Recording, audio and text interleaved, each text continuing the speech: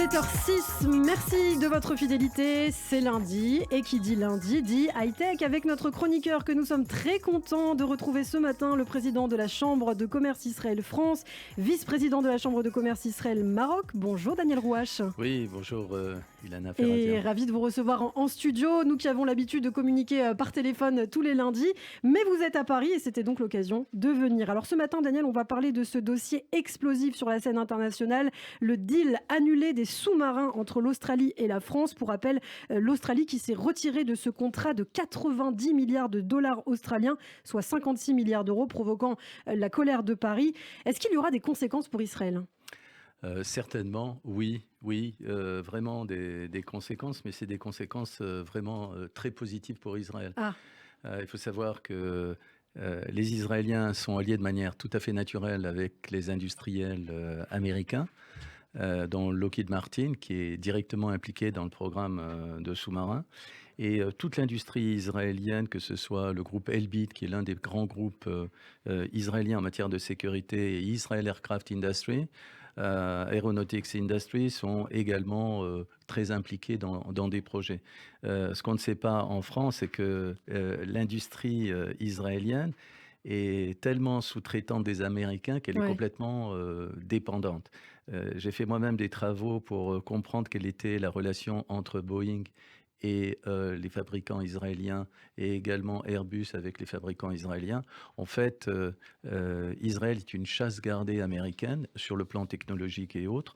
Aujourd'hui, les Français vont être mis de côté. C'est quand même un contrat de 40 milliards de dollars.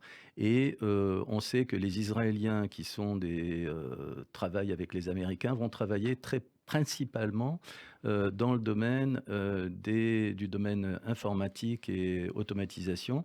L'équipement électronique est développé par les firmes israéliennes comme Tadiran, Israel Aerospace, Elisra, Elbit Systems et Rada Electronic Industries. Les Israéliens ont de l'expérience dans le domaine des sous-marins parce que depuis des années, Israël a acheté des sous-marins en Allemagne. Les Dolphins israéliens viennent d'Allemagne, ça se passe très très bien. Les Israéliens fournissent véritablement des systèmes automatisés, donc connaissent très bien le secteur. Un autre point qui est très positif, ce qui n'est pas le cas pour la France, les relations entre Israël et l'Australie sont très bonnes. Et c'est un élément important. La preuve en est, c'est que le groupe Elbit, Elbit Systems, qui est la plus grande société privée de défense israélienne, a décroché il y a maintenant 3 ans un contrat de 150 millions de dollars avec le département australien de la défense pour aider l'armée dans des systèmes de gestion de défense.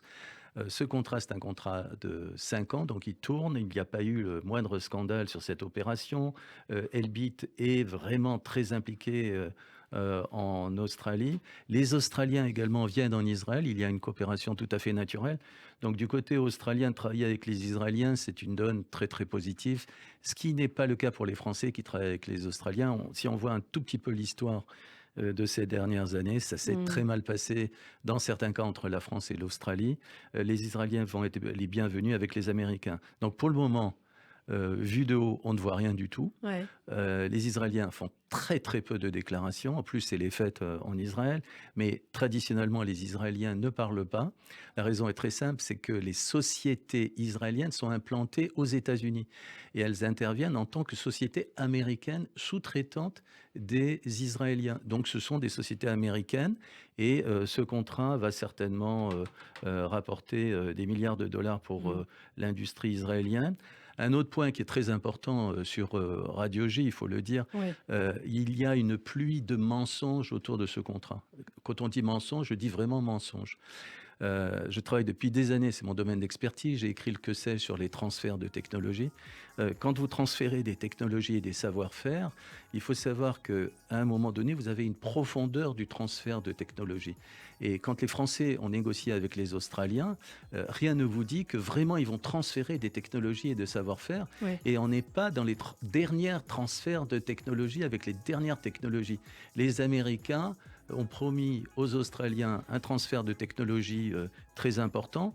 Mais derrière ça, en général, il y a une coopération qui doit être mise en place quand on fait des transferts de technologie. Les Français ne l'ont pas fait. Ils ont considéré que le contrat était signé. Et c'est là où il y a une perte. Les Américains étaient derrière, savaient qu'avec une amende, et je vais terminer sur ça, puisque je connais très bien le timing de Radio J. On a, à un moment donné, les Américains vont payer l'amende qui doit être payée aux Français. Et vous allez voir, il va y avoir un basculement dans cette affaire. Merci Daniel Roy, je vous restez avec nous. On vous retrouve tout à l'heure à 7h.